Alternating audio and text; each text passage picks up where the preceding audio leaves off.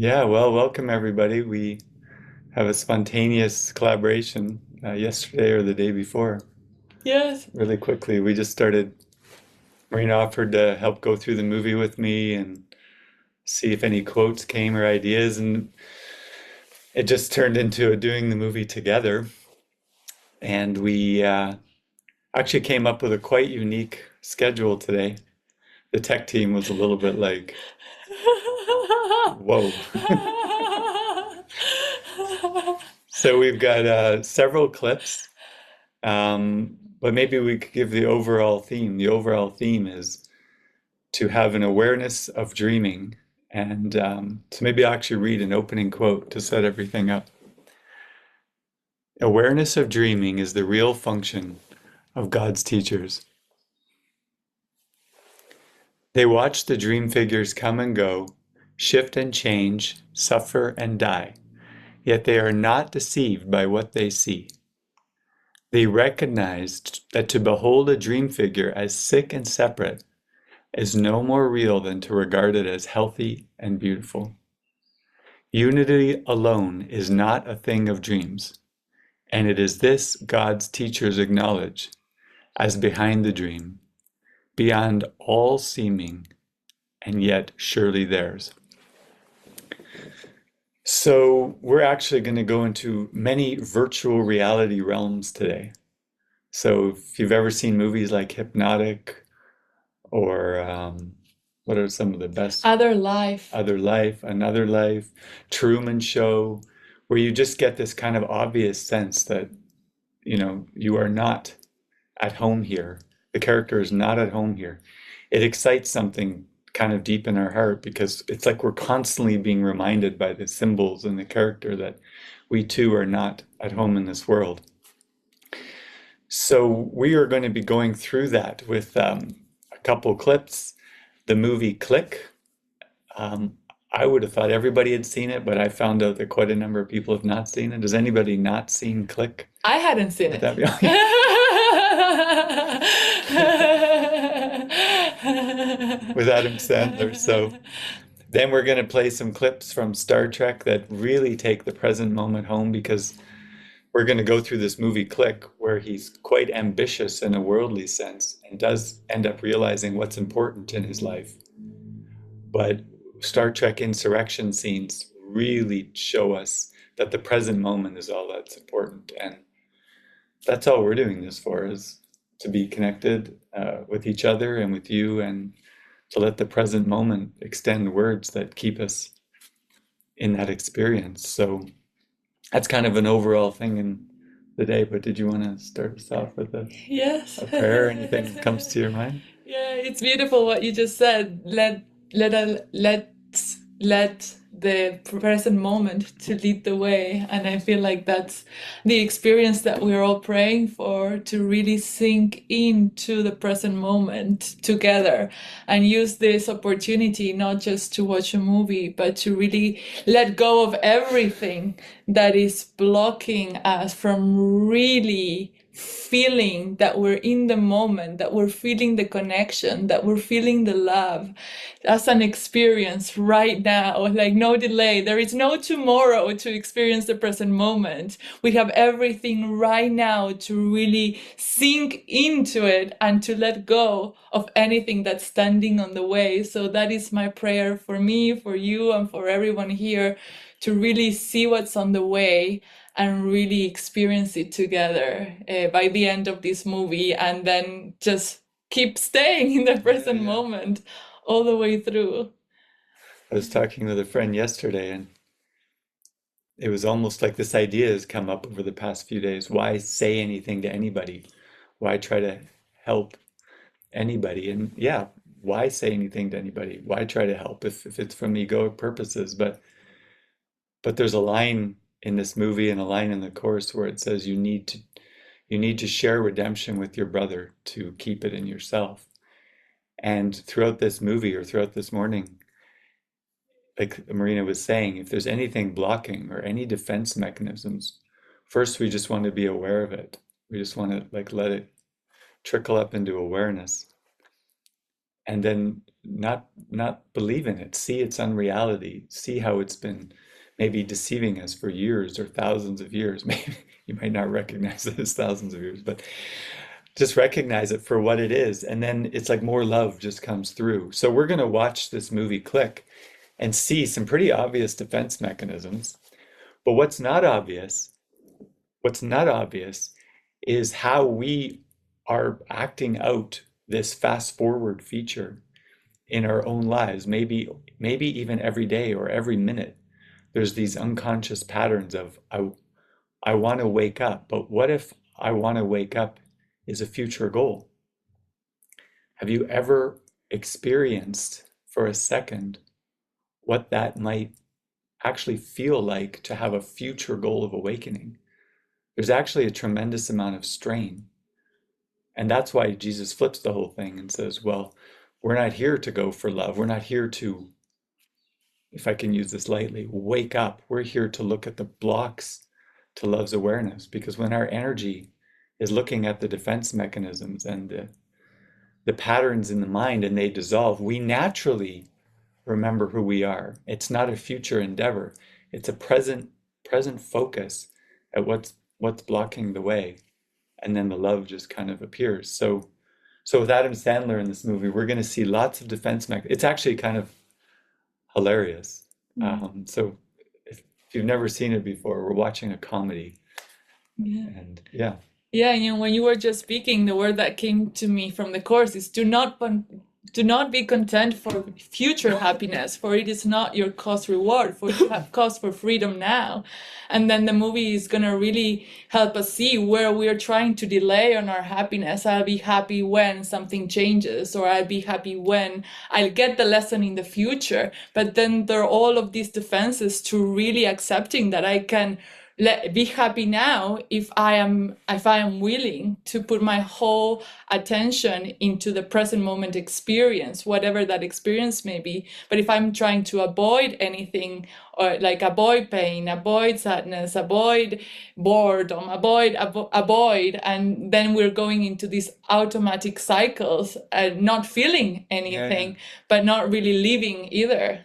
So I feel, yeah, the movie is really gonna show us all of the defenses that we're putting in front of the present moment so that we can see them and let them go Yeah, and yeah. experience the happiness right now.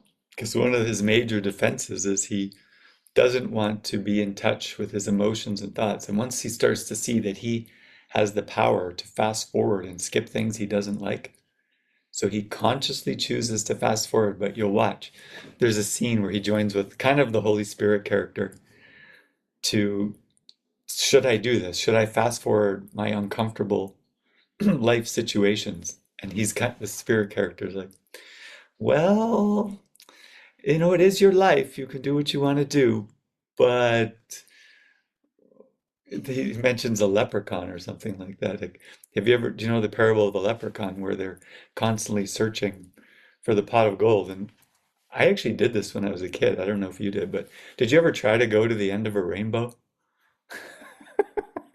You I tried? tried it. I got in my car and I thought, it might have been before I had a car, my bike. It was probably on my bike. And I tried to drive to the end of and it just kept disappearing and going farther and farther away.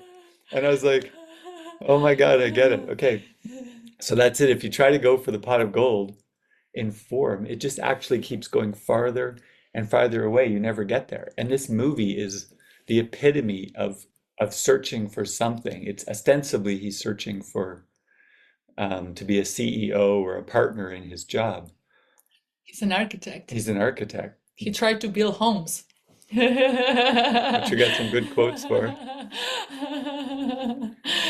But yeah, he can't. He can't ever achieve it because he's not trying to achieve home building. He's trying to achieve happiness and satisfaction.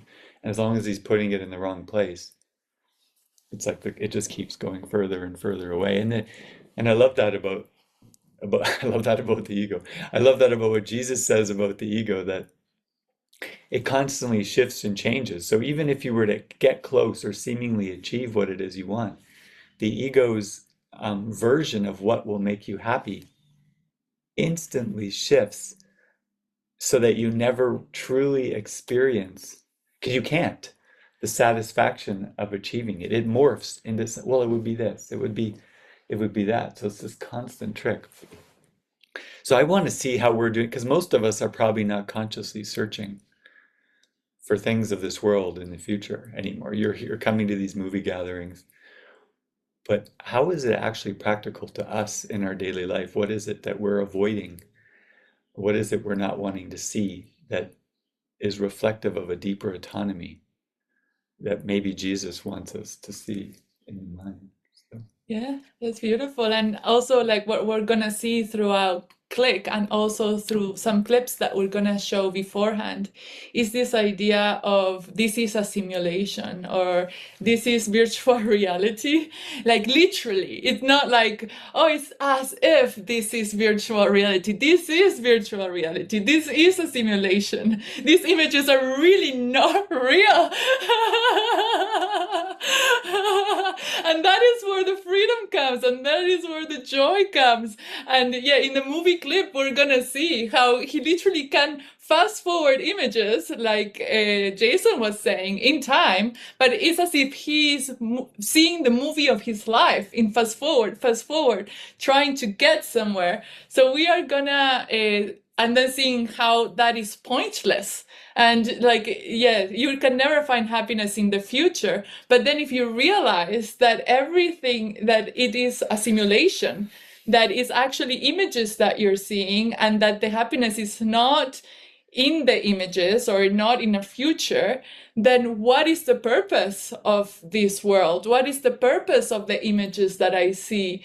Is to find joy in the moment. That is the only purpose that this world has, to let it go by and find the present moment and find the peace that comes with the present moment and knowing that this world is not real.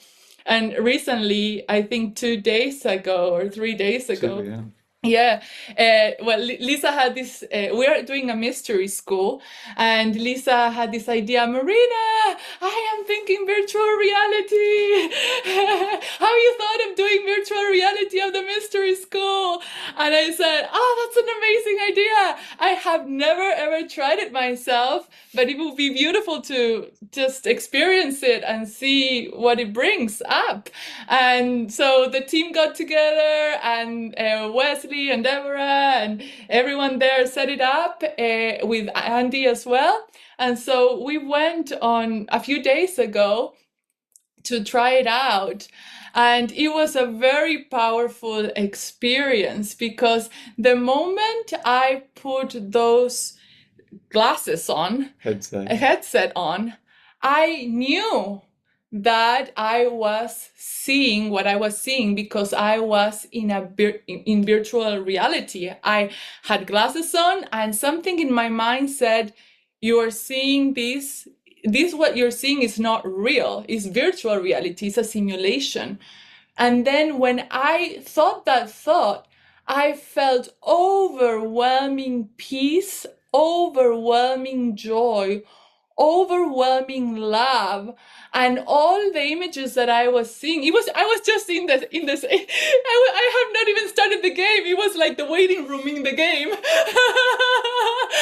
I was just watching it, feeling like this is so beautiful. I feel so loved. I feel so safe because I know like these images are like, these are beautiful images. They can't harm me because it's a simulation. It's just so, it's not real. It can't touch who I really am. But it felt like it brought up a memory for me, a memory of the truth, like that experience of this is not real. This is a simulation, brought me back to the very beginning of my spiritual awakening, where I had an experience that the world disappeared, the universe disappeared. And then when I saw the images back again, I thought, this is not real. This is a simulation. This is virtual reality. And I was literally seeing, like, what is this? Like when you you put your headset on and you're trying to discover what it is, where you are, how things look.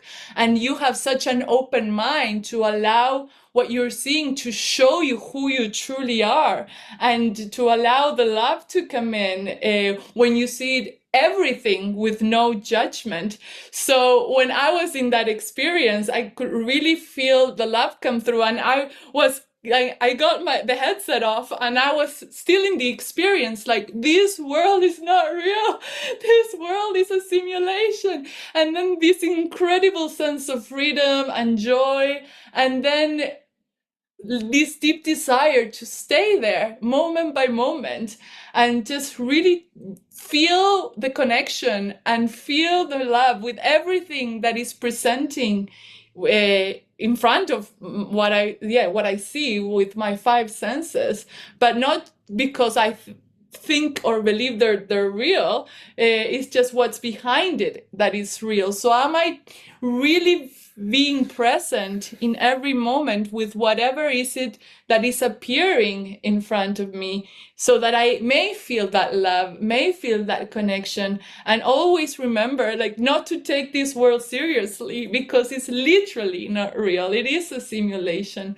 So we thought that we would start this movie session by showing the clip from the game that I played with virtual reality. Is called The Marvelous Machine.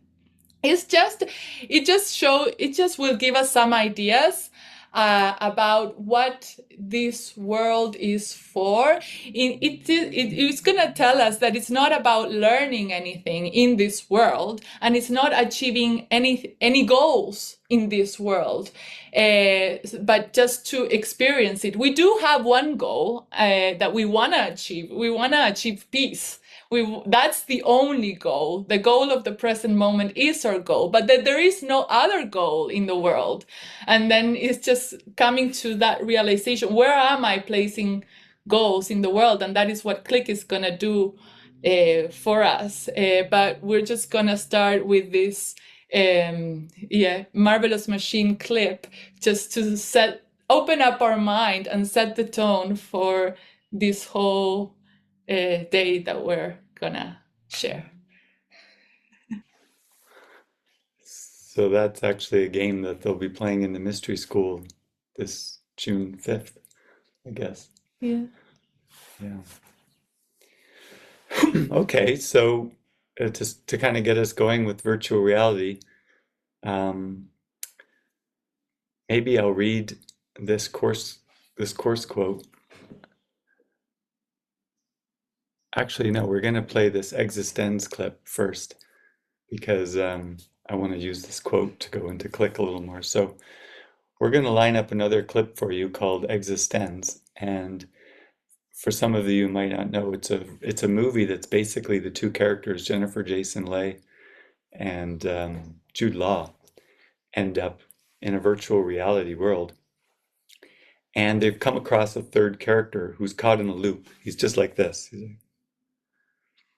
And they're trying to figure out how to get themselves out of the game, because they don't want to be in the game anymore. But they can't just click their heels, tap their toes.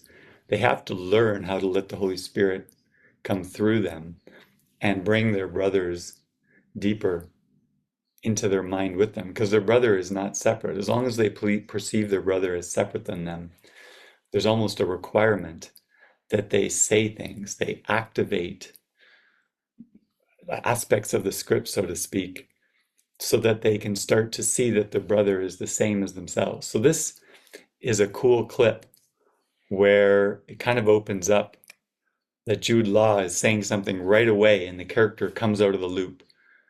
But we'll talk a little bit more. It's hard to explain until you've seen it. So we'll just play that clip and then talk a little more. It's a setup for the big movie. So okay, so out of context, that might mean nothing. But if you've ever been in a situation in your life, which I'm sure you have, that no matter what you've said or done with somebody, like a parent or a child, the loop just keeps happening. I can't get out of this. Why are they not stopping? Why am I not stopping my behaviors or pattern? So we can probably all relate to that. This is that scene is where you have to, okay, Jesus help me. It doesn't matter that they're in front of me right now. Just go into prayer, close your eyes, do whatever you need to do to break that. I can't tell you how many times people would say to me, are you not interested in what I have to say? When I would just close my eyes in front of them. But it's just like, I need to find what's real, for me. Or sometimes I'm really just enjoying listening to what they're saying, that it kind of just puts me into such a restful state. But anyways, so you find what it is, and then when you say it and it works, the pattern ends. You're like, how, what, how? But you don't need to know the how. It's because you listened and you followed, and the pattern broke free, and you're following another guide. It's like confirmation. There's another world. There's another way of doing things, and that is so exciting because it means you don't have to rely on your past patterns and behaviors. Yeah, and what I also saw is when he at the very beginning he said something and he was like, I don't even know what I said. And it was like this conditioning, this ego voice speaking through him. And then there was no reaction, like the other guy still was on the like sleepy. And then the last thing he said is like, we are here now. And that is all that matters. And that was like the spirit speaking. And then the character recognized the spirit and came alive. And it's like the power of speaking the words that are given to us by the Yeah, spirit with and letting go of the outcome. yeah, it's Yeah. beautiful. Okay, so now we're going to get into click, but before we do, we're going to read this. It's from lesson 182. This is within the virtual reality theme. This world, so I will be still an instant and go home. I will be still an instant and go home. This world you seem to live in is not home to you, and somewhere in your mind you know that this is true. A memory of home keeps haunting you, as if there were a place that called you to return, although you do not recognize the voice, nor what it is the voice reminds you of. Yet still you feel an alien here from somewhere all unknown. Nothing so definite that you could say with certainty you are an exile here. Just a persistent feeling, sometimes not more than a tiny throb, at other times hardly remembered, actively dismissed, but surely to return to mind again. No one but knows what of we speak. Does everybody relate to that paragraph somewhere? And yet, why are we still here? I'm just quoting what the ego might be saying in some form. So here we get to our movie. Yet some try to put by their suffering in games they play to occupy their time. So what are some games? TV shows for entertainment, going to family events we don't really feel, but we're afraid to face the fear and rejection. Games. Games of working, Games having of working. to have a job for money is just all a game. Yeah. Money. Others will deny that they are sad and do not recognize their tears at all. Well, geez, David would call those slip, sliding away, and yet not even knowing what's going on. That's you're on the success track. Still, others will maintain that what we speak of is illusion, not to be considered more than but a dream, meaning the idea that we're from somewhere else. Oh, that's a dream. Dismiss it. Yet who, in simple honesty, without defensiveness and self-deception, would deny he understands the words we speak? We speak today for everyone who walks this world, for he is not at home. Everyone. He goes uncertainly about in endless search, seeking in darkness what he cannot find, not recognizing what it is he seeks. 1,000 homes he makes, yet none contents his restless mind. He does not understand he builds in vain. The home he seeks cannot be made by him. There is no substitute for heaven. All he ever made was hell. So in this movie, Click, he's an architect. So he's literally building homes. He leaves his kids, he leaves the life he wants, to constantly build homes for other people and businesses for other people because he believes his satisfaction is there. Yet none contents his restless mind. All he ever made was hell. Where you would go is holy ground. Find this child in you. It is his holiness that lights up heaven and that brings to earth the pure reflection of the light above, wherein are earth and heaven joined as one. It is this child in you your Father knows as his own son. It is this child who knows his Father. So in this movie, he has two kids, and they're always like wanting his attention, but you can feel they're wanting his attention not to distract him. They're wanting his attention to call him to integrity, to say, you've chosen this life. Are we going to be a part of it with you? These are your mighty companions. That's his symbols in this movie. Are you going to include us? Are we going to be together? And he keeps saying no, no, no. So in this movie, you could say the kids and his wife are his mighty companions that are calling him to a sense of simplicity. He desires to go home so deeply, so unceasingly, his voice cries unto you to let him rest a while. He does not ask for more than just a few instants of respite, just an interval in which he can return to breathe again the holy air that fills his Father's house.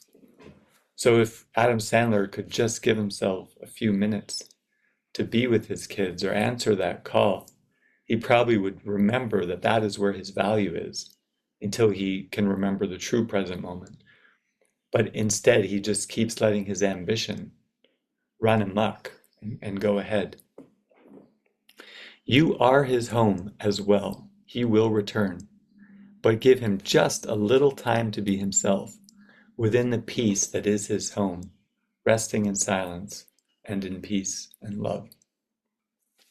So yeah, we can see the context and the setting, and that the yeah that where Michael is showing us. He just found out that the world is not what it seems to be. The world is not solid. There is not a world out there. He's going more into the power of his mind and realizing that he's not there, not to the point where he's realizing that he's not a victim of the world he sees, but he's starting to realize the power of his mind. And that is the beginning the beginning of a deepening journey for him. But we could see that even before that, how he, as his life is now, he is playing a game of compromise, not knowing that he's in a game. He's in a simulation, and the simulation is telling him, this is the game that you need to play. The game is that you win in this game by having a successful life. And if you become a very successful architect and you advance in your career, then you win the game. And he believes that, and he is trying to go for that. Yet that is not really making him happy. There is something within himself that wants the love, that wants the connection. And we could see all the calls for love coming towards him, of the daughter, the son, the wife. Even the wife says to him, why are you doing all of this work? Do you feel like if you work hard enough that you will have time for us? And then he says, yes, because then I will be able to employ others to do the work I'm doing. But that is all the trick of thinking that you're gonna find the success and the happiness in the future. Like, if I win this successful game that in the world, I will win. But actually, we don't win, we lose.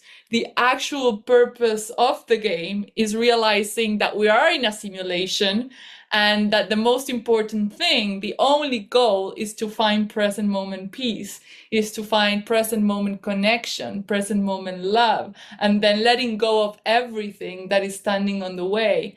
And when he does not put that goal at front, we can see the conflict in his mind, like the anger rising up. Like when he was with the kids, like trying to do work, he was not doing work, and he was not being with the kids. He was compromising his happiness and this anger coming up of playing the ego's game as it is set up. But we can give the game another purpose, but it will take him a while until he finds out what that purpose is.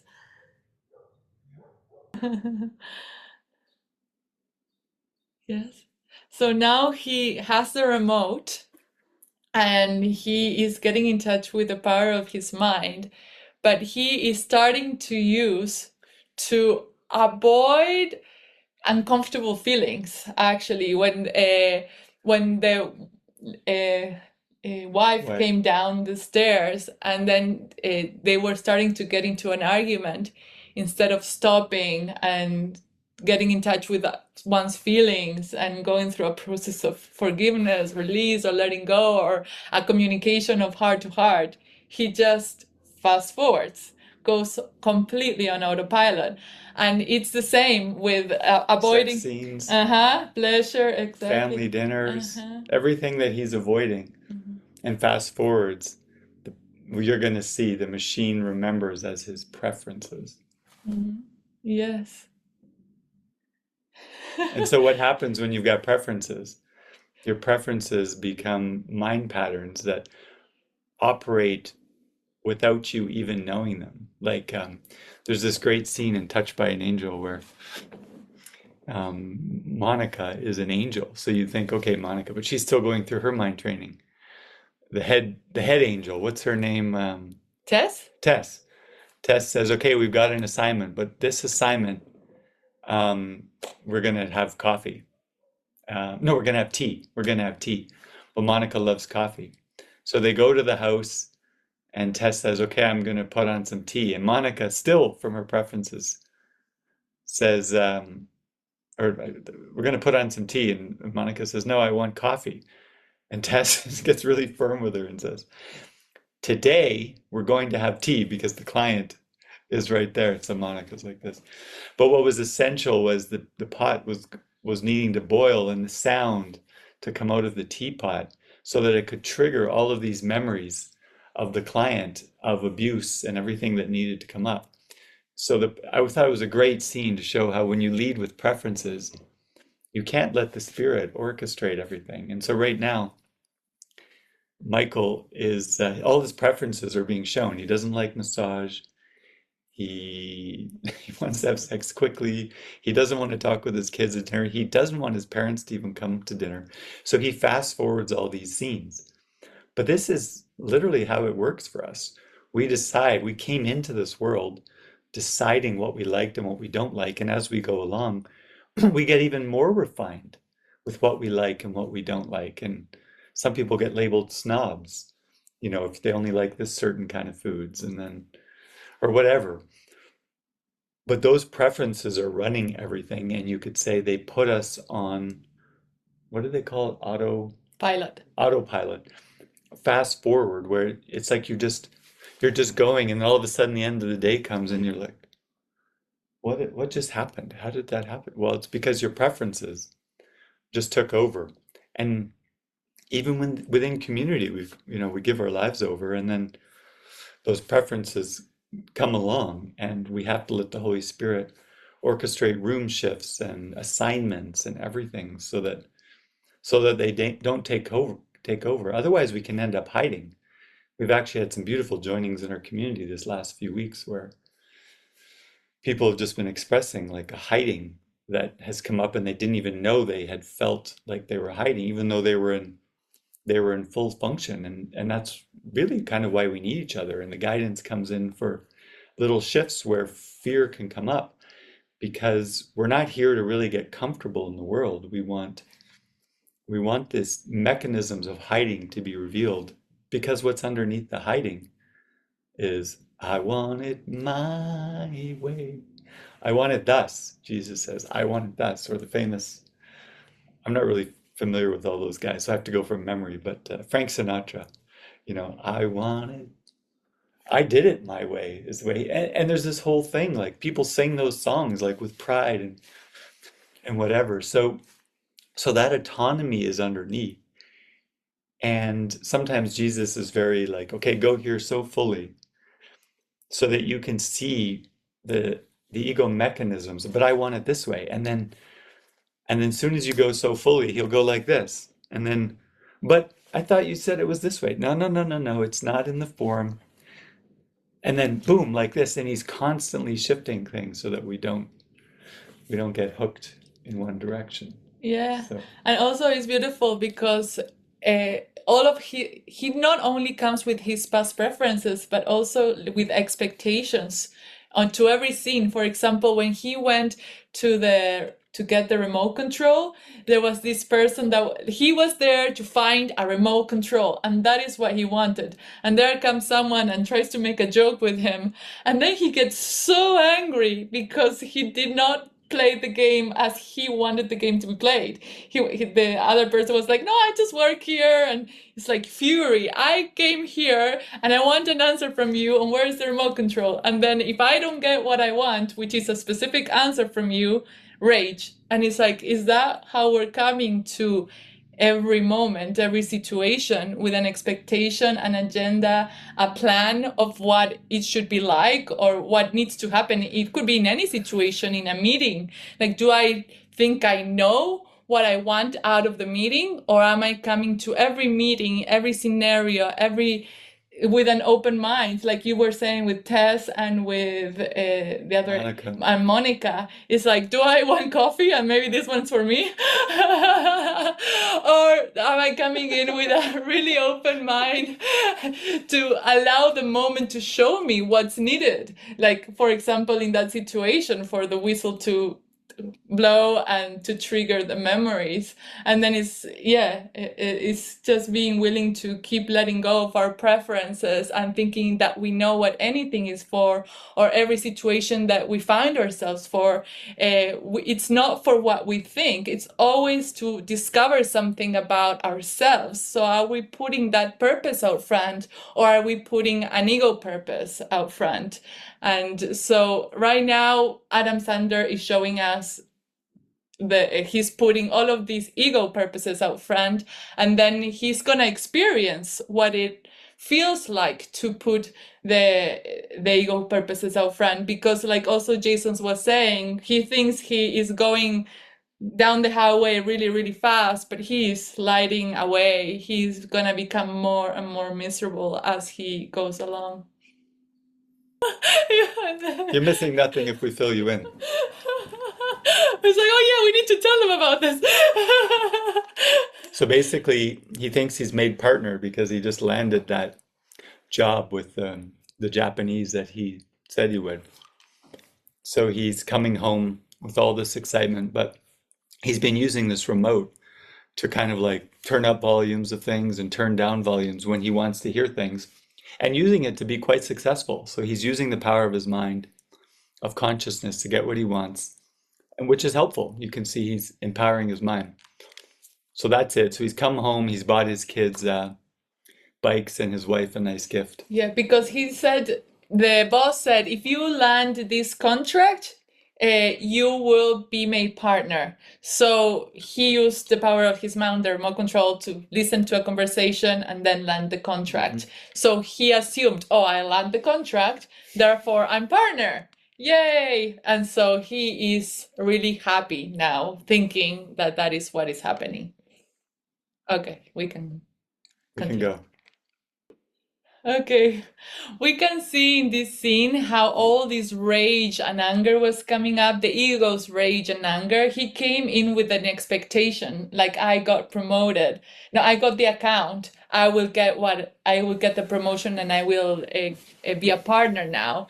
But the ego always puts the goal to the future. You want something from the world will want something from you. And now he's stuck in this ego world of looking for happiness in the future. But it's like the anger is coming up not really because of what the boss is saying, because sometimes we go into situations and the anger comes up, and then it's like, how do I forgive this person for what they are doing? and realizing, oh, the anger is not really coming up for what the person is saying or doing. It is really coming up because I am identifying with the ego and the whole ego game and the game how it's set up. Like the fact that he is thinking with the ego, I want success in the world. And I'm putting my happiness in something I have to achieve in this world. And I am compromising on my happiness. Sickness is function unfulfilled. We don't see him physically sick right there, but he's actually sick because he's believing that what he is seeing is real, and he is thinking with the ego, thinking that somehow in the future he might be happy, and that is sickness. And then like healing comes when we fulfill our function, when we think with the Holy Spirit, and then what we do comes from who we're thinking with, and that brings great joy, and that brings great happiness. So actually he is angry because he is giving the power of his mind to the ego instead of the Holy Spirit. So recently we have those lessons. Let me recognize the problem so that it can be solved. The problem, thinking that we're separate. The solution comes on realizing that we have never separated, comes in the connection. And then he has all these calls for love that are coming through the family. And like Jason was saying, he was saying, no, no, no, no, no. And that is where the pain in the mind comes in. And then when he doesn't get what he thinks he wants, all this rage is coming up. And now we can see he is having high tolerance for pain. I don't know. Well, we were gonna maybe say it a little bit afterwards, but maybe we can just say it now, because he is not realizing that his will is God's will. He's not realizing that what will make him truly happy is to align with God's will. He thinks that he has a will of his own and that he can do whatever he wants with his life, and that would make him happy. But Jesus says, this is an imprisoned will. And he says, an imprisoned will engenders a situation which, in the extreme, becomes altogether intolerable. Tolerance for pain may be high, but is not without limit. Eventually, everyone begins to recognize, however dimly, that there must be a better way. As this recognition becomes more firmly established, it becomes a turning point. This ultimately reawakens spiritual vision, simultaneously weakening the investment in physical sight. The alternating investment in the two levels of perception is usually experienced as conflict, which can be very acute, but the outcome is as certain as God. So we can see here, he has high tolerance for pain. He is in deep, deep pain, but he is not aware that he is like, he's very tolerant of his pain, but it won't come without a limit. So he will have to go through more lessons to really come to that turning point. And, right now he is having opportunities to do the turn, but he's not recognizing them as opportunities to do the turn. He's not recognizing them as solutions to what the real problem is. He's trying to find the solution where the solution is not at. He's trying to find the solution by being successful and being made a partner. But that is not the real solution, and that is not really the problem. So he will be shown where the problem really is and what the solution really is. But he will have to go through some more lessons because his tolerance for pain is quite high still. Yeah, we can continue. Did you put shit in my lunch? Oh, I'm gonna get going now, sir. oh, Stacy!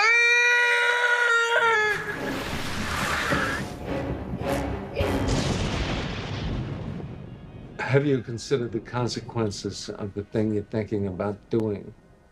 Yeah. What are you saying? I shouldn't do it? It's your life. What you do with the remote? It's your decision, Michael. I know. So, I mean, we're talking a couple of months here. I fast forward through it, what am I gonna miss? 30 arguments and a haircut? Remember the leprechaun? Huh? The one from the cereal ad. They're magically delicious, that guy. Right?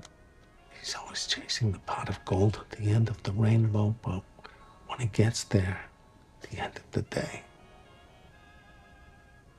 it's just cornflakes. Huh? Mike, Yes. you don't understand the metaphor? I won't do it, all right?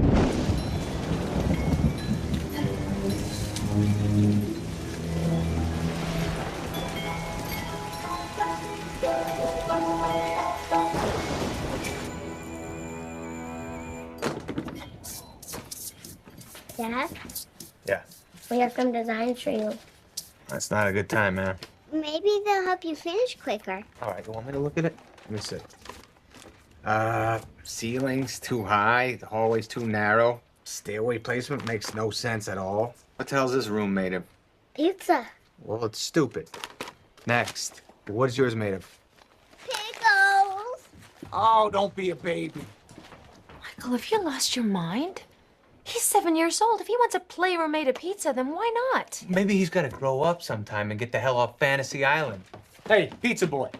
Life ain't about being creative. It's about kissing ass, playing it safe, making your boss a lot of money in hopes one day he might throw you a stinking bone. All right? Yes, sir. Hamer didn't make you partner today. Oh, honey, I'm so sorry. But we'll get through this, okay? I promise. Gee, that's all we ever do is get through it. When is it gonna end?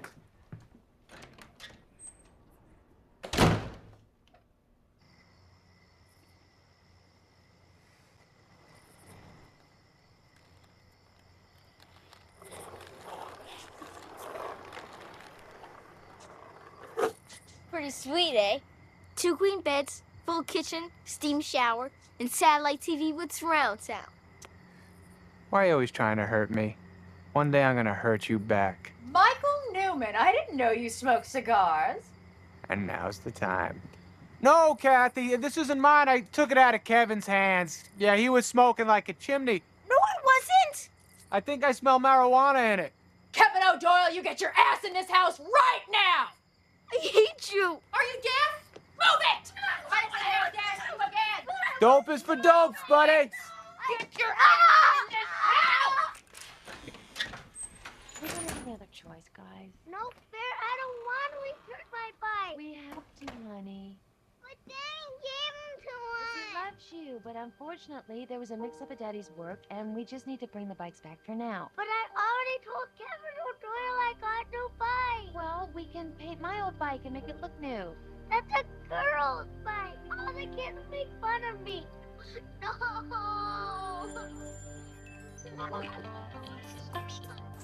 Can't take this anymore. Fast forward me to my promotion.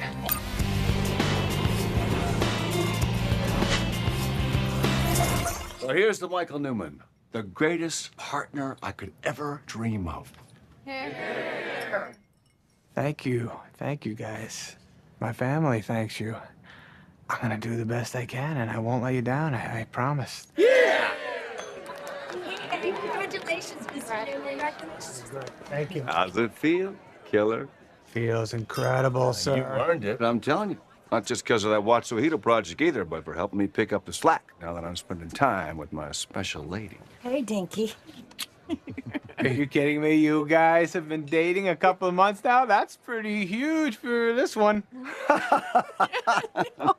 No, the first few months were easy. It was the 1-year hump that was the tough part. Her inappropriate weekend with my brother in Cabo, well, that was a potential speed bump, but, well, Dr. Bergman helped us work through it, didn't he, honey? Hey, how's he doing for you and Donna? Dr. Bergman? What do you mean? Oh, you know what, sweetie? It's none of our business. Let's let Michael bask in his glory. Cheers. Ask away, partner. Took that bastard a year to promote me? What else did I miss? Did you need something, Mr. Newman? Who are you? Kirsten, your assistant? What happened to Alice? She moved to accounting, couldn't handle your hours. And she prefers to be called Alan now, remember? No. No. No! And who the hell's Dr. Bergman?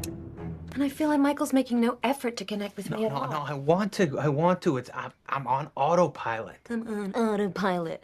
You're more like auto zombie. Good one, Donna. Good one, Donna? Michael, relax. Who is this big mouth? Why can't you and I just talk? Why? Because there is no talking to you. Oh, no. You never home to talk to. And when you are, you're just sitting there staring off into Donna, space. I'm on autopilot, damn it! What do you want from me? This is what happens. Oh my God, he's gonna answer his phone. What the heck happened? I didn't even touch the remote. Great, you're gonna start watching TV at dinner now? Oh, can Samantha, my little angel. Look at you. Look how long your hair's getting. What did you grow up with, Ben? Get over here. Don't you worry. I'm not gonna work tonight. We're gonna watch Dragon Tales together. What do you say? Dragon Tales is for babies, Dad. I want to watch CSI. Yes, CSI. It's the episode when they find the lady's arm. What happened? I missed the whole Dragon Tales era? That's what I find peculiar. Gun! Whoa, hey, hello? Hey, what are you doing? Come here, give me my Twinkie. Get back here, you freaking gremlin. Don't yell at Peanut just because he found your Twinkie stash. Who's Peanut? Where's Sundance? Don't mention Sundance. The kids just stop crying. About what? What happened? He died.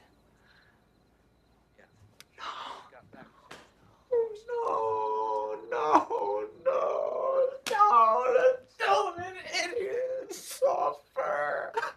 Daddy held it in so long. He was the best dog. He's finally letting himself feel it. One night when the duck's head was off, he tried to hump my leg and I didn't let him and I should have and I'm sorry. What an idiot. What? It's okay. What the heck did I do? I love you. Do you still love me? Michael, it's been... I'm really confused. No, I'll change, okay? I'll be a better man, I promise. Don't go. I'll stop working so much, okay? I'll be with you. Just stay with me. Oh my God, it didn't take the duck long to get over Sundance. It's a little deviant, but it's kind of turning me on. Yeah, well, let's kiss and make up.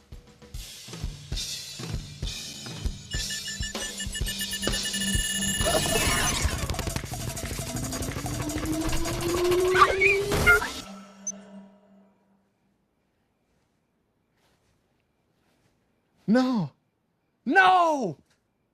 It's not my fault! It jumped on its own. I didn't even hit the button. Not even close. Yeah.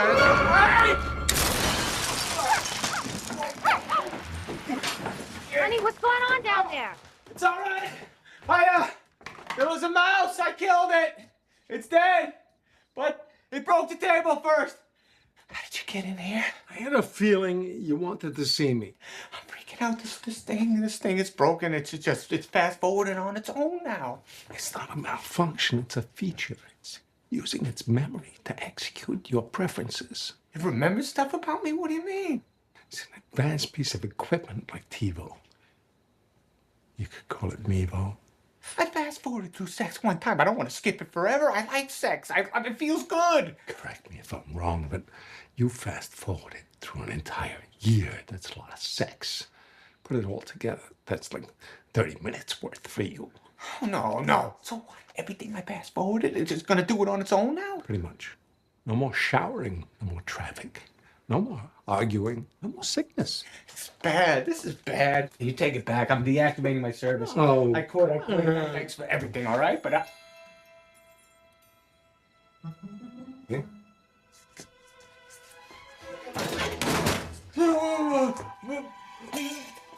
Ew, this is not... Oh, don't be mean. Nice hat. No, no, no. No, no. No, no. Get away. Leave me alone. Whoa! Is this a stick up? Or are you just happy? Yeah? I'm gonna take my clothes off. Then what? I wouldn't do that if I were you. There's only one place left for it to pop up. Okay, you can pause it here. So how does this relate to us? Well, many of you probably thought about this, but if you ever study the course and you kind of go through a honeymoon phase where you get it and it's just lovely and wonderful. And I mean, I've heard stories where people just throw it in the toilet or try to throw it away or say this isn't my path. It's like trying to give away, the power of your mind, or trying to give away the remote control. He's trying to give away the power because he hasn't really learned how to use it, actually. He thought it was going to bring him something on the surface that he really wanted, and it did. But it's actually what he believed was valuable is no longer value. He's not fully recognized yet, but he's got the promotion. Why isn't he happy? Well, because all these other things, all the sacrifice beliefs, all the things he had to, quote, give up, are coming up into awareness. Like, whoa, I like them. Why did I compromise? So it's just peeking up into his awareness. But rather than facing that, because he's been fast forwarding everything in his life, he just wants to get rid of the power of his mind. But he has to learn how to really use it in a deeper way. And what's interesting is this is one of the more difficult things for me when I definitely was first starting the course. David or others would say this takes effort. I think the course even says it takes effort.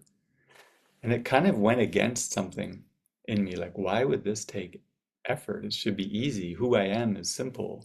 Who I am is given. I just need to learn the tricks. I need to learn the keys. But actually, it was because I didn't realize how much in denial I was, and that my mind was completely invested in the world. And when we're like that, there's so much effort going into maintaining preferences, to protecting the self-concept, to being liked, to people pleasing, that you actually have to put effort and go the other way and start to undo those things. And it takes a lot of effort. And you're going to see coming up that actually the fast forwarding is just going to keep happening over and over and over again, even though he doesn't want to. You can start to see he doesn't want those things to happen.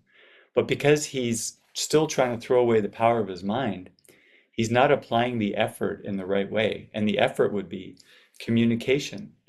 Okay, I am willing. He hasn't even told his wife he got a remote control and that he's recognizing the power of his mind. He's trying to do it himself. He's not communicating with his kids. It's just a small s self journey. And when the Course in Miracles talks about a self-study course, it's actually your true self. This is your true self that's going to be recognized. So a lot of times people take self-study courses if you're meant to be off by yourself in your apartment. And of course, probably for a few rare ones, that could be part of their path. But for most of us, it's our self. And so there's lots of communication and relationships. And he still hasn't communicated with anybody what's going on. So there's a lot of effort needed to go against these preferences until the autopilot of the spirit's guidance can take over, where it's just like, oh, it's that, because you're so in touch with your feelings, you're so in touch with guidance, you're so in touch with collaborating. And if someone says something to you, you don't immediately think, well, that doesn't go with my guidance. You don't really think, well, my guidance or your guidance anymore, because the whole world is your mind, and you're just constantly in tune with, or at least asking to be in tune with, well, oh, is this the Holy Spirit speaking to me now through my brother that has been given? Oh, is that a message for me? You see the openness, the open heart. You just want to be told, whether it's there or internally. It kind of all starts to dissolve together. So there's a lot of effort needed for him to come back. And it's kind of why we're not going to end with this movie, because we do get a glimpse of the present moment, but it goes much deeper than the way he's going to experience it. So So, yeah, just what's coming to my mind is how much this, look at the position he's in. He's in autopilot. He's flowing along, not in the spirit's flow, but in the ego flow. And it's because he's been taking shortcuts. Do you even notice the contrast when he said, I just got liposuction and, you know, he stapled his stomach where his son went and worked out 5 days a week. It was just a symbol of when he has a goal of trying to be the CEO, it's actually not the real goal because look, he is the CEO and the patterns are still there. It's this autonomy running, it's the preference system, it's anything to avoid love. And so here he's now receiving, I love you, son, as the real thing that he wants from his higher self. You can see him looking down on this scene. He wants this love and this connection. But unless it's his only priority, then these other priorities are running his life. And that was one of the big messages of this movie I just felt to convey. And even when I joined with David, he repeated that. He said, no shortcuts.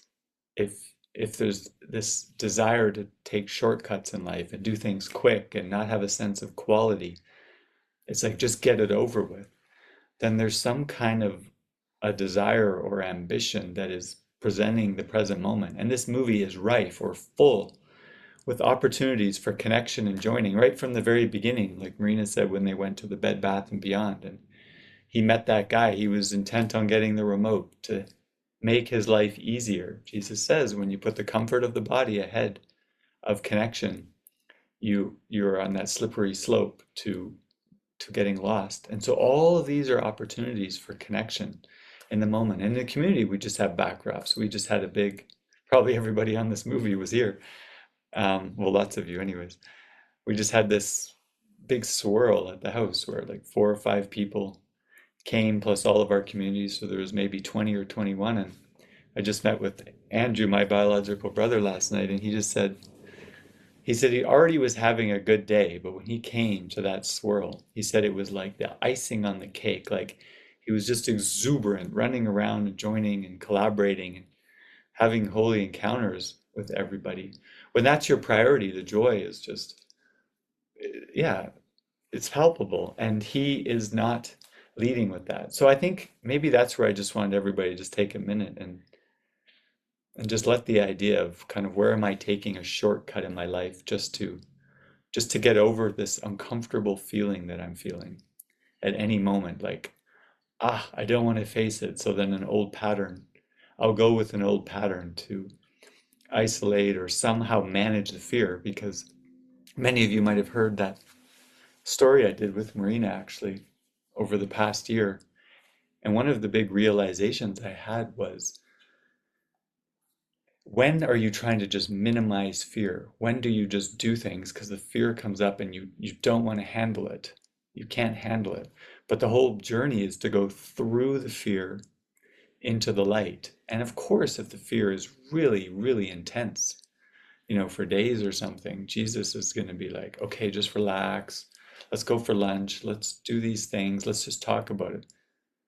But the difference between that and, okay, fear is up and, I can't handle it. I'm going to go get a snack, or I'm going to go be by myself. I'm going to escape. I'm going to do what I've always done instead of sitting with it and letting it move through, and maybe even following the guidance that was given that even brought up the fear in the first place. There have been many times, at least in my journey with David in the community, where he would say, okay, here's what I'm feeling. We'd all join in the guidance. And then he said, now you may feel fear as you move towards it, but just because the fear is coming up is not the time to conclude that the ego's in charge. It can be a defense mechanism to face, that's a fear of facing the deeper stuff. So let the fear up. Just don't run with it. Don't do the old patterns. Give yourself space. Okay, what am I here for? What's really going on? What do you want me to see? And if you can't see it by yourself, just give it some time and then call a brother and say, I do not understand what's going on. A brother that you trust. And they can help pull you through those fear patterns. So you don't just go back into it, because you can go back into autopilot for years, or a lot of times I'll see in the community, I would call it pre-exodus bliss. Somebody's made a decision by themselves and they actually feel very good, and they just face it and they're like, there's like this confidence, but it's a confidence that comes up, but it's a very false confidence because they're feeling safe in the old patterns. They've regained their pride or their sense of strength. And when it's pre-exodus, or when it's that false bliss leading the way, invariably, whether it's a day or a few months, there's just a huge crash, because it's like, whoa, how did I get here? But like Jesus says, if you have the goal set out front, you won't be led down the first tiny step that leads you to many circuitous loops where you get lost. So it's if we can not take that first tiny step, and when that fear is up and you don't go with the old patterns, that is the tiny step towards the Holy Spirit. If you go with the old patterns, that's the first tiny step, away. But if you can face it, then that's when all of this, almost like ancient hatreds turning into present loves, can move forward, and whole chunks of the ego can disappear without you even knowing how. So Yeah, and the phrase that just came to my mind is, yeah, you won't be able to find everlasting peace by avoiding by avoiding situations or avoiding your feelings. You can only find everlasting peace through transcendence, and you transcend them through facing them. And like you said, no delays, no shortcuts. Like right now, in every moment, we have the opportunity to really face the deeper healing, and really transcend it, learn the lesson. And I feel, for me, the mystery school has been a symbol of that has been given me. And it's all, for me, I see it as literally virtual reality, but like a virtual reality to transcend whatever fear I still hold in my mind, and really find who I am, the peace of God. Like the peace of God is my one goal, the aim of all my living here, my function, my life, while I'm abide in a place that is not my home. But the way I see it is like that saying yes to the mystery school, or whatever is given to us by the Spirit, is a commitment to God. I say yes to God, the objective is God, but then I believe in symbols of this world. And then when I say yes to God, he says, these are the means that are given you. And it's by accepting the means that are given me that I'm actually saying yes to God.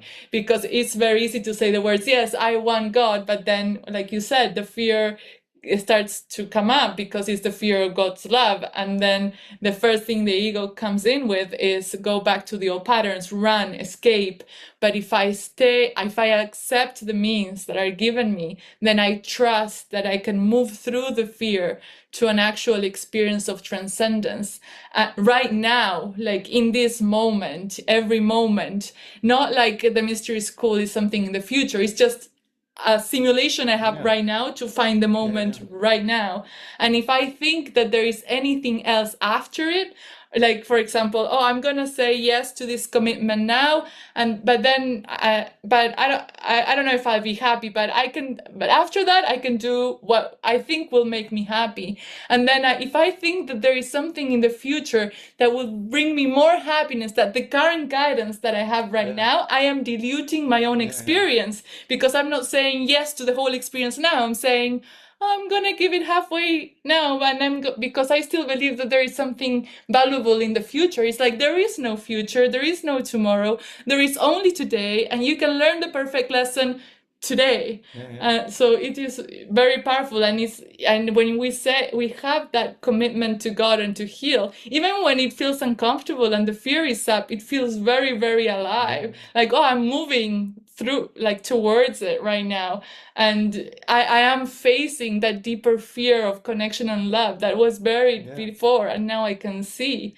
So it's a total commitment. Like, it's a total that's why the means and end are one. So that's why if you say I want God, and then he gives you the means, and you don't accept the means, it means you don't want God, which is fine. We just choose again. But But like your case, remember when this mystery school came in, the first thought was like, oh, I don't know. There was some kind of a fear there that Yeah. I don't even know why. I said, I remember. I was like, I don't want, well, the first thing that came up was a lot of emotion. I said, I don't want to do this alone. Yes, that's it. Like the feeling that, and then after that, I came to another moment where I had a very rough week. And then what it came up to, David said, this is your opportunity to let go. I was like, I want to learn the lesson because I'm not feeling good. I'm feeling horrible.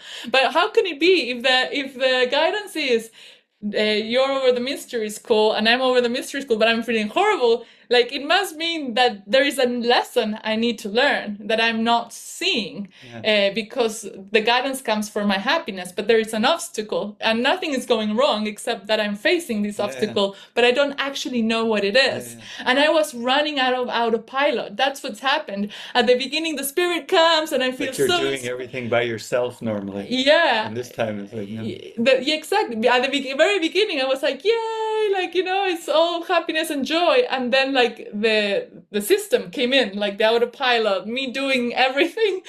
And then like I started crashing down.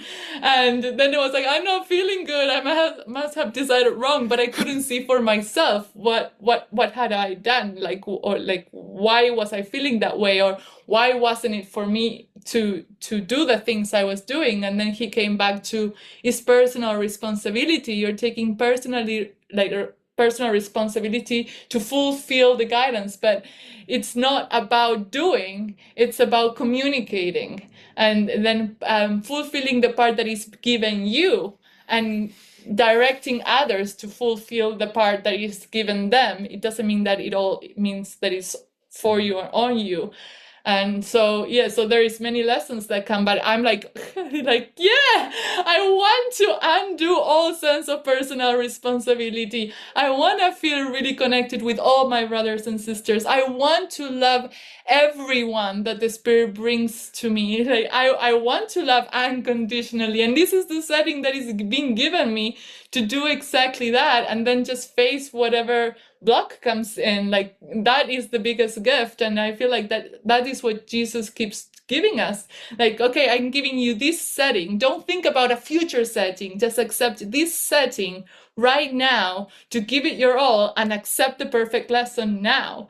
And so it's like the Looper movie, that you're in the same setting and accepting the setting just to learn the lesson. And then when you do, it's just amazing how it just in my experience, things seem to shift. Even that day where I was not feeling good, that was an opportunity for me to speak up, and then things did shift. And then, there was another conversation with someone, and they didn't know if they wanted to come closer or not. And then that was my opportunity to actually say what I needed to say. Like, this is it right now, like the invitation to commit and to face all of the obstacles that are coming up in the mind for a deeper experience. And then when I really allow myself to say so fully, like, go into this, like there is no tomorrow, then there was no problem.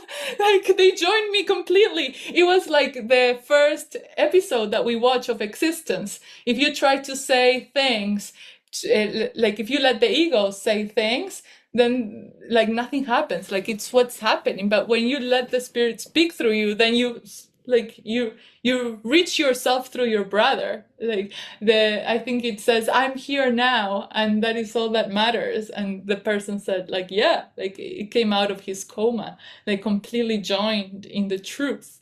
And I feel like that's the opportunity that we have with everyone in every moment. Like, am I facing every situation trying to connect, to find myself, to find the truth, or and remove obstacles, or am I going on autopilot trying to get something done? Or am I going on autopilot thinking that when that gets accomplished, I will be happy? Or in autopilot thinking that when this situation finishes, I will go into another scenario and that will bring me happiness? And it's just diluting our happiness. And we're avoiding the gift that we have right now to really find out who we are and how we are actually joined with our brothers. and sisters.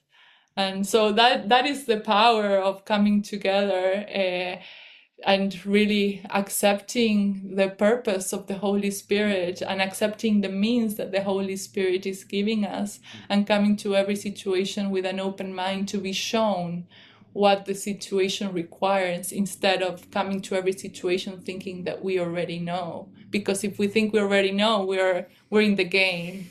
So it's an opportunity to always come back, and ask the Spirit to show us, so that we may experience the connection with everyone, and don't hold back. Yeah, just don't hold back. Give the gift that you would want to receive right now, and then you will receive it if you give it right now. And yeah, see all the opportunities that come our way to answer the call for love. And when we're not feeling that love, I feel like it's a deep opportunity to call for love in our heart. Like the deepest desire of our heart is to feel the connection, and then let the situations come your way to open up your heart. And that was beautiful for me too, to experience with Jason, because a few days ago I was not feeling good. I was facing, like what I was sharing, this opportunity I had to really say things really straight up. But what was bringing up for me in seeing that maybe others didn't want to join me in the mighty in God's purpose, and then the same thing was coming up. It's like, well, I don't want to feel like I'm doing this alone. I really want to feel joined, and I feel like there was a deep call for love, but I didn't know exactly how to answer my own call for love, except that like I was praying, and then like all this, and then from that everything unfolded. You were like praying, do you want to watch this movie together? And then like it came through so many ways, like people, it came all everywhere, and then opportunities to give it back too. But yeah. So that's where he's at in this movie now, is he's starting to receive the witnesses. I love you, son. I love you. So he's going to learn to prioritize that. Okay, and now I would like to read from the Course. Jesus says, spiritual vision looks within and recognizes immediately that the altar has been defiled and needs to be repaired and protected.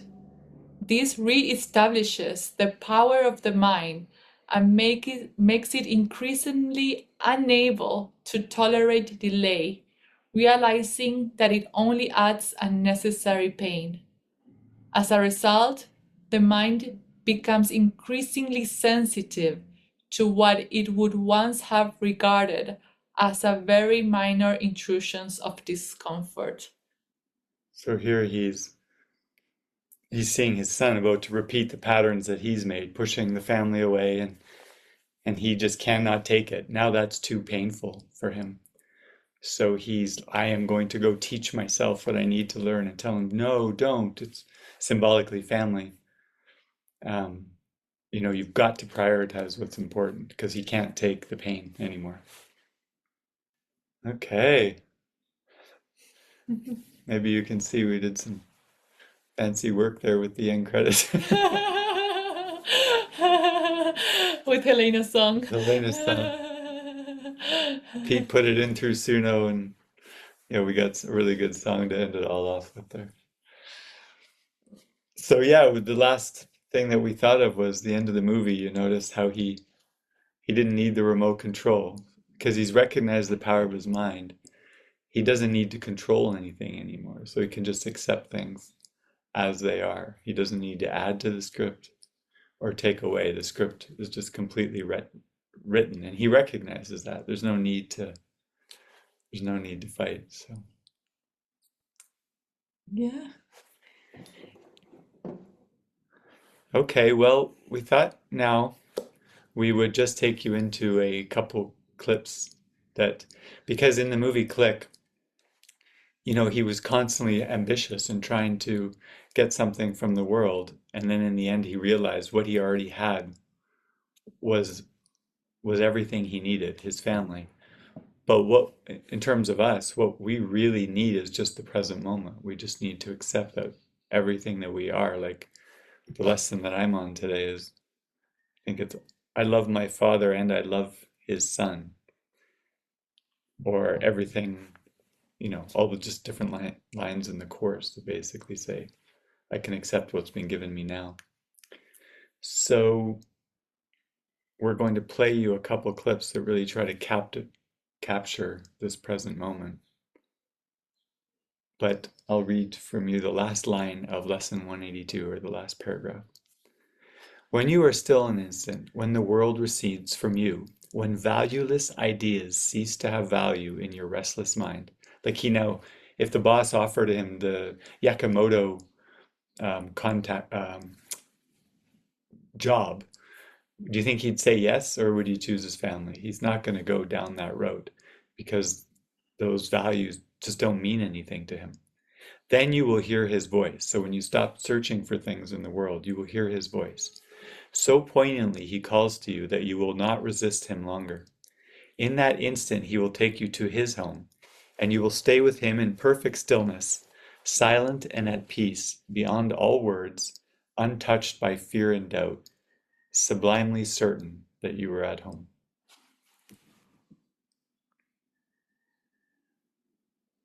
You want any context? Oh yeah, guess while the studio's grabbing the clip. So basically, it's from Star Trek Next Generations. Captain Picard has landed on this planet where these people are kind of trying to be forcibly removed from their planet. And basically, they're on this planet where the rays around the planet, the rings, allow them to live basically forever. Their DNA is constantly regenerating.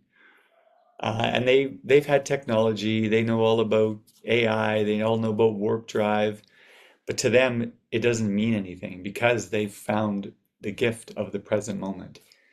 And this is the first scene where one of the women on the planet is going to introduce this idea to Captain Picard about the present moment. And we may pause a scene later on, but that's enough for this scene here. So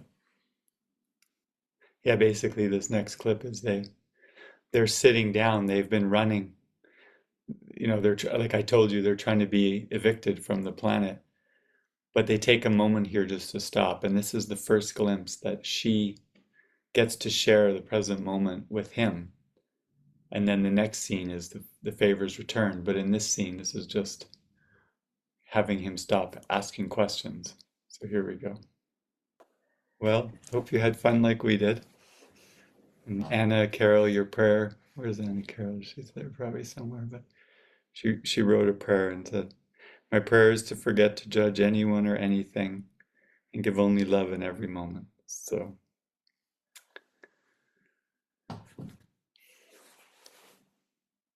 well, thank you. And thank you to the tech team. I know Wesley was quite stretched. He had to practice because normally we put together the movies in one, but they had to do it all through picking times and jumping around. So thank you for doing that. Yes. And thank you everyone for joining with us today and go deep into the moment and hopefully answer